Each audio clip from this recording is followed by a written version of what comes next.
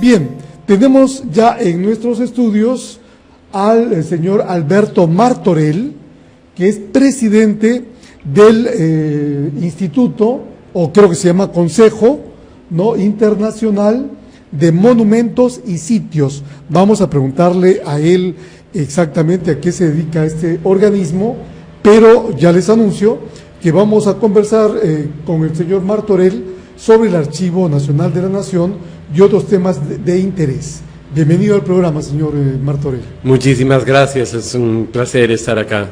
Sí, explícanos ICOMOS o ICOMOS, que es la sigla de este consejo al cual usted pertenece, desde cuándo existe, cuál es la tarea que cumple, en qué marco internacional. Sí, con todo gusto. ICOMOS nace, y por cierto, solo hay dos miembros vivos de los que firmaron la Carta de Venecia, que es el preámbulo de la creación de ICOMOS. Uno de ellos es Víctor Pimentel, nuestro presidente honorario. Un grupo valiosísimo de arquitectos firmó la Carta de Venecia y marcó el inicio del sistema actual de protección del patrimonio cultural en el mundo. Ahí acordaron crear una institución que apoyase a la UNESCO en los temas de patrimonio mundial, y eso efectivamente se creó hace 52 años ya. El organismo está presente en la mayor parte de países del mundo y su función principal es ser, de acuerdo al texto de la propia Convención de la UNESCO, asesor del Centro de Patrimonio Mundial para la evaluación de candidaturas, para la evaluación del estado de conservación y para las situaciones de emergencia que se presentan en esta ya larga lista de sitios que reúnen valores universales excepcionales, de los que en el Perú tenemos 12. Sí, menuda tarea, obviamente es una tarea descomunal. Yo que he trabajado por breve tiempo en la UNESCO en París, sé de la monumentalidad, digamos, de la tarea a emprender respecto a lo que es rescate y preservación. Sí, ¿no? Es una labor muy amplia, se presentan desastres naturales, se presentan situaciones de políticas equívocas que no cumplen con los compromisos de la Convención, y entonces ICOMOS Internacional manda expertos junto con el ICROM, que es el Consejo de Roma, sí, expertos que dan su opinión sobre lo que está sucediendo y marcan pautas para evitar que el bien pierda esos valores que llamamos valores universales excepcionales. Perfecto. Y usted, como peruano, digamos, que representa de alguna manera al Estado peruano, ¿o no? No, esta es una institución totalmente civil, totalmente voluntaria. Son en ICOMOS Perú están los más importantes catedráticos especializados en conservación, en temas de arqueología, y bueno, ahora se ha ampliado muchísimo, hay diversas especialidades que se vinculan con el patrimonio, es un tema multifacético. Ah, de acuerdo. ¿Quiere decir que no tiene, por decir, un presupuesto de la UNESCO? No, nosotros pagamos nuestra propia cuota y dedicamos de manera absolutamente voluntaria nuestro tiempo. Pues muy bien. ¿Y la especialidad suya cuál es? Yo soy doctor en Derecho de la Cultura. Ah, qué interesante rubro, ¿no? Sí, sobre todo para un país como el Perú, que tiene pues ya varios lugares que son patrimonio cultural de la humanidad, sea material y inmaterial, ¿no? Sí, es cierto, nosotros ya tenemos 12 lugares, el Capac Ñan de alguna manera representa una extensión del patrimonio mundial a lo largo del territorio nacional, pero los caminos del Inca, ¿no? El Capac Ñan, que sabemos que hay un tramo muy importante en Jauja.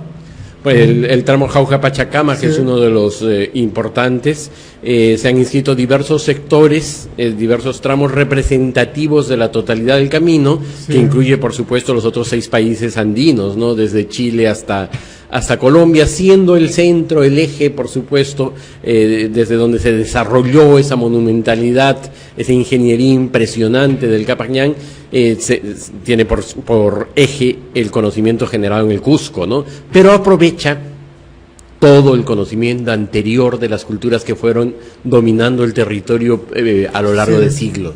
De acuerdo. Me gustaría que habláramos del Archivo General de la Nación, pero antes me gustaría su visión, su opinión también, respecto de lo que es el Dakar en el Perú, porque ha habido voces discrepantes. Sí, hay razones para estar seriamente preocupados. Sí. Yo no tengo por qué dudar de la palabra del ministro, pero hay indicios concretos que nos hacen pensar. El propio Ministerio de Cultura anuló, por razones obvias, una buena pro que se había dado a una empresa en la que resultó vinculado gente del propio ministerio, a favor suyo. En fin, no quiero entrar al tema administrativo o de repente inclusive penal, eso creo que corresponde a investigaciones y demás, pero lo cierto es que se anuló un proyecto en el que se decía que se iba a hacer excavación arqueológica, que nunca se llegó a hacer, no se sustituyó por nada, y se decía que se iban a hacer expedientes técnicos. Después se le vino el tiempo encima, vino el cambio de ministro, y el nuevo ministro nos dijo, bueno, eso se ha sustituido porque estamos moviendo 120 arqueólogos de todo el Perú para que vayan a vigilar la zona. Eso no es excavación arqueológica y eso no son expedientes. Entonces no era de ninguna manera lógico decir que trasladando 120 arqueólogos iban a suplir lo que no se había hecho. Para comenzar, luego el propio Ministerio de Cultura en su Twitter, como comunicación oficial, dice, trabajando en defensa del patrimonio en la zona del Dakar, y aparece un grupo de gente que por supuesto respetamos muchísimo su trabajo, pero que la han obligado seguramente las circunstancias a actuar tan improvisadamente como clavar estacas de metal en el desierto y poner cintas amarillas de peligro. Esa era la señalización. Y antes, el propio Ministerio de Cultura y el propio ministro, cuando estaba en turismo, habían participado inclusive en publicidad que decía que la organización Dakar había señalizado absolutamente todo. Entonces, hay información equívoca y si vemos a un seguramente arqueólogo colocando una estaca sin siquiera tener un guante de protección, ni siquiera, y vemos otras imágenes en las que el arqueólogo está parado delante del sitio arqueológico y los autos están pasando a cierta distancia, pero él se ha puesto de barrera, ¿no? Él se ha puesto de... Entonces, eso significa que no es cierto que se hayan tomado todas las medidas. Yo creo que la evidencia es que hay improvisación y que acá no ha habido verdaderamente un trabajo a la altura de la minuciosidad, ¿no?, que requería la preservación. No, y podemos discutir. Yo no estoy de acuerdo con el Dakar, creo que hace un daño profundo a los territorios donde ha estado, creo que ya eso se ha estudiado, sabido desde hace muchísimo tiempo, pero supongamos que hay ventajas por la difusión de la imagen. Tiene que ser una imagen sólida, una imagen de un país consciente, una imagen de un país que valora realmente su patrimonio, que sabe lo que muestra. Por supuesto, Perú ha aprovechado de videos de muy buena calidad, difundirlos, pero no corresponden al momento, ni dan ese mensaje de la seriedad que deberíamos dar respecto a nuestro mayor valor, que es el patrimonio, porque ese es el mayor valor diferencial del Perú. Pues sí, efectivamente.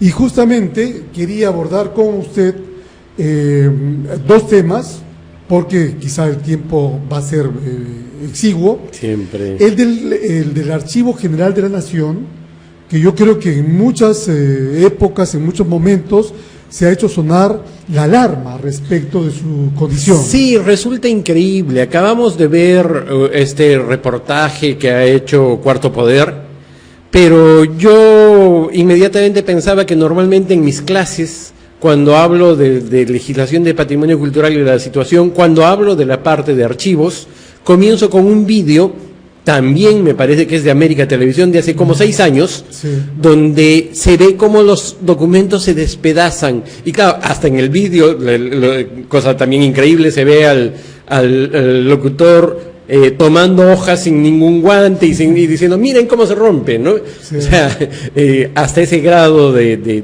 falta de iniciativa de los propios trabajadores en ese momento, no sé quiénes eran, del Archivo General de la Nación, que llevaron a la prensa, porque fueron ellos, y un congresista. Pero la situación 6 años después es igual de espantosa o peor. Claro, es peor porque el tiempo va deteriorando cada vez más. Entonces es sumamente preocupante. A mí me ha extrañado muchísimo escuchar al ministro decir que, bueno, pero esos documentos no llevan el sello del AGN. Luego la propia producción del programa mostró que cortan el sello, mostró sellos cortados, le sacan esa parte para evitar ser descubiertos. Pero el ministro dijo, esto no es parte del AGN, pero es parte del patrimonio cultural de la nación peruana, que se puede negociar libremente, y en esas condiciones, fuese o no fuese del AGN, tiene responsabilidad igual el ministerio. No es una respuesta seria, es decir, vamos a investigar estos documentos y a partir de eso vamos a tomar las medidas necesarias para que esto cambie. El ministro dijo, tengo entendido que se está investigando. O sea, me parece preocupante. Como cualquier hijo de vecino, ¿no? Sí, me han contado que están investigando. La verdad que es impresionante la desidia que hay respecto de estos temas. Creo que el Archivo General de la Nación ni siquiera cuenta con un local. No tiene un local, no tiene condiciones técnicas, sus sistemas de control de temperatura, humedad, presencia de patógenos, han mejorado, tengo entendido, en algo, pero son realmente pues poco adecuados para responder a esta situación. Se trasladó una parte del Archivo General de la Nación a los altos de este inmueble que está, por lo visto, detrás. Yo pensé que era parte del mismo inmueble, pero por lo visto es un inmueble separado. Físicamente es la misma construcción, pero parece que en registros públicos es otra propiedad posterior al tristemente célebre, diría en este momento, edificio Correo. Es un edificio emblemático que se ha estado inundando meses con aguas de desagüe, y nadie hacía nada. Parece ser que este alcalde por fin ha tomado cartas en el asunto, pero a nadie decía nada. Y en los altos de ese sitio está lo más exclusivo del archivo, porque es lo que se ha llevado para digitalizar por ser más antiguo, más frágil, más valioso. Entonces, y en ese lugar, también tengo entendido que felizmente se han ya clausurado, había una serie de restaurantes de corte popular, usando fuego, balones de gas y todo lo demás, uso de electricidad y todo lo demás que implica riesgo, en los bajos de donde estaban nuestros documentos más valiosos. Pues sí, es esta galería, digamos, del antiguo Correo Central de Lima. Pasaje Santa Rosa. Pasaje Santa Rosa, donde hay, como usted lo dice, no sé si los han sacado recientemente, pero efectivamente me han dicho que sí. Hay algunas fonditas, algunos lugares, y también es este corredor donde se venden muchas cartas postales, etcétera, ¿no? Bueno, lo de las cartas postales era hasta tradicional. Claro, pero a ojos vista no era pues el lugar más adecuado para tener ese restaurantes, en un edificio de esa dignidad, tener restaurantitos al paso prácticamente, y al lado del Palacio de Gobierno, frente al Palacio Municipal. ¿Qué mensaje le damos al mundo de respeto a nosotros mismos? Sí. Mire que a veces, le cuento, pues, nos acabamos de conocer acá con el doctor Martorell, que he vivido la mitad de mi vida en Europa, no en Francia, y cuando yo he vuelto al Perú, a veces hay cosas que me han dejado pero anonadado, ¿no? Sí, yo también he vivido un tiempo. Por ejemplo, si nos ponemos a observar la Plaza San Martín, pero lo quería decir en relación al Correo Central, hay varias tonalidades de rosado. No está pintado de manera homogénea. Si somos capaces de pintar el mármol de nuestros monumentos con pintura común y corriente, si el ejército peruano para celebrar el Día de la Bandera nos pinta los monumentos, imaginémonos qué puede pasar con lo demás, ¿no? Pero ¿qué pasa? O sea, no hay nadie que se ocupe de eso, no hay...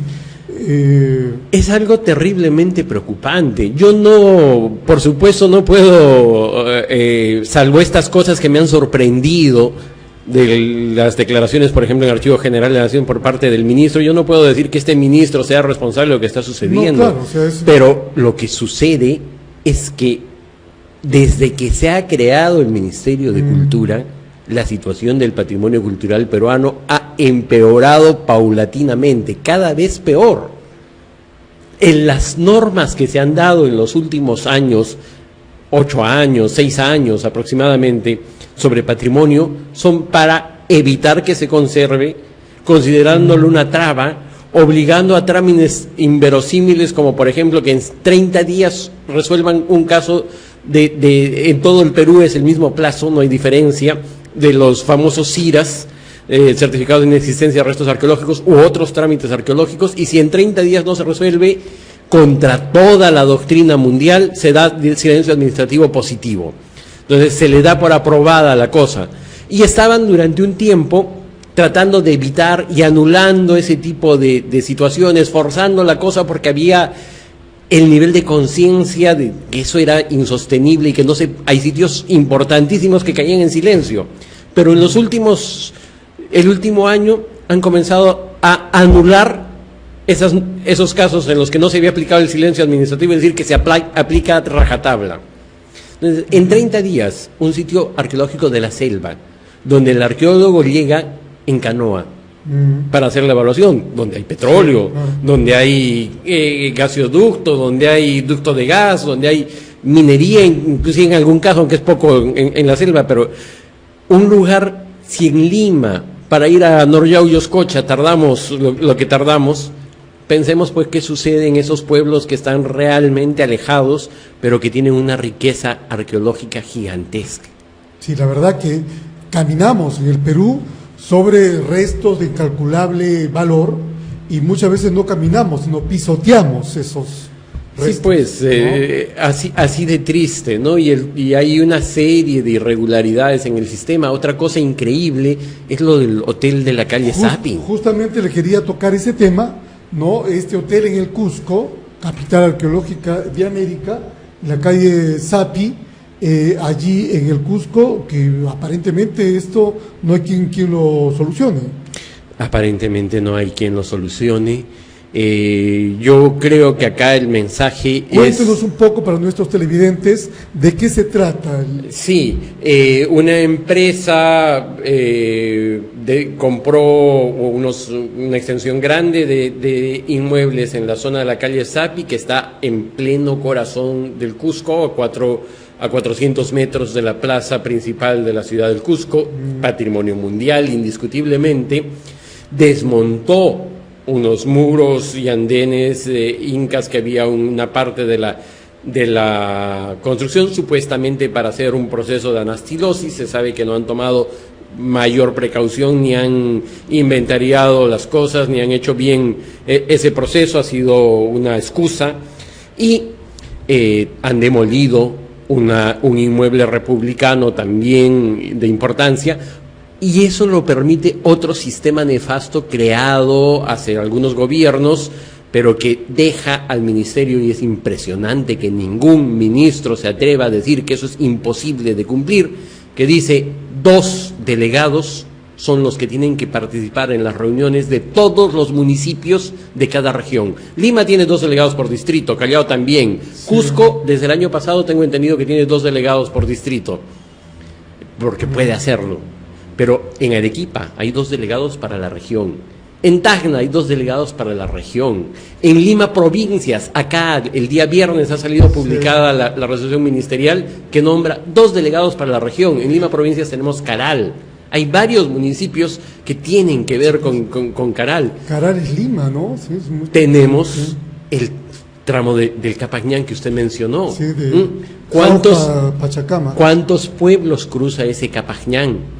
Pues 2 delegados tendrían que atender todos esos municipios en caso de que tengan una obra, que en cualquier caso va a ser así, que pueda afectar patrimonio. Entonces, eso es imposible de ser cumplido jurídicamente, y yo no entiendo cómo ningún ministro ha tenido la claridad de decir: señor presidente, esta norma está derogada por la realidad, porque si yo doy una norma que digo que los hombres tienen que caminar de cabeza, no estoy, claro, nadie lo va a cumplir, es imposible de ser cumplida, equivale a eso, es absurdo. 2 delegados en Cajamarca, la directora, que era una directora brillante, Carla Díaz, era, además de ser directora de la Dirección Desconcentrada de Cultura, delegada principal en Cajamarca. O sea, tenía que atender todo lo que tenía que atender como directora y viajar de pueblo en pueblo y dividirse en 20, porque como son tantos pueblos, claro, las reuniones se dan en diversos lugares a la semana. Sí. Y está lleno Cajamarca de patrimonio. Y en Chiclayo, 2 delegados para Lambayeque. Para toda esa riqueza, toda la región, toda la región, donde está todo lo que sabemos de los mochi, de cultura no solamente prehispánica, sino pre-inca. Trujillo, ¿no? 2 delegados, La Libertad tiene 2 delegados para toda la región. Entonces, eso es imposible de cumplirse, y ya es tiempo que un ministro tome el toro por las astas, ¿no? Porque si no, ¿para qué existe este ministerio? Y hay medidas alternativas que se pueden hacer, porque hicieron sus cálculos, necesitaban 580 arquitectos especializados, o sea, el ministerio el sueldo para varios ministerios, ¿no? Sí. Pero, ¿por qué no hacen un curso de capacitación en convenio con los colegios profesionales? Y les pagan los viáticos y les dan un incentivo de tipo, por ejemplo, 2 por 1 en la foja laboral. Si un arquitecto dedica 1 año de su vida a controlar una región, en una provincia, a colaborar en esas reuniones bajo responsabilidad, informando, pero representando al ministerio y preparado para hacerlo, entonces estaría presente el ministerio, tendría oportunidades de hacerlo y no necesitaría un presupuesto extraordinario como pagar sueldo de un delegado ad hoc que tiene que ser experto de alto nivel, ¿no? Claro. Entonces, esos delegados ad hoc a través de colegios profesionales o de universidades profesionales también, pero pueden ser profesores universitarios del área, por ejemplo, tendrían capacidad de decidir en lo que sea de menor importancia e informarían y pedirían opinión a la sede central en lo que sea de mayor importancia. Pues claro, se trata de tener criterio y voluntad. Claro, ¿no? Pero mantener 2 por región es una locura. Así es. Y quedan varios puntos en el tintero. Pues mire, yo lo invito a que recurrentemente venga para conversar con nosotros y hablar de temas específicos, ¿no? Sí, de nuestro patrimonio en peligro. En un segundo le cuento uno que es gravísimo. La Constitución manda que hay una presunción de patrimonio cultural que hace que se protejan los sitios que parecen patrimonio hasta que se estudie si lo son o no. Claro. Se han cargado el sistema. Ahora exige una cosa que se llama protección provisional. Y mientras no hay protección provisional, hace unos días, acá en Lima, en la Huaca del Rosario, un vecino ha metido Caterpillar al patrimonio. Al día siguiente han declarado la protección provisional. Lo que hizo con el Caterpillar no tiene sanción, no tiene multa. Es como lo mismo que hubiera arrasado una chacra de un vecino. No tiene. Entonces, hemos llegado a ese punto. Sí. Bueno, aquí a las espaldas del local de los estudios de Onda Digital Televisión, tenemos una huaca, que a veces veo yo, que bueno, está cercada y todo, pero que igual hay vecinos inescrupulosos que no la respetan. Doctor Alberto Martorell, muchas gracias. Muchas gracias, ha sido un placer y a sus órdenes en cualquier ocasión.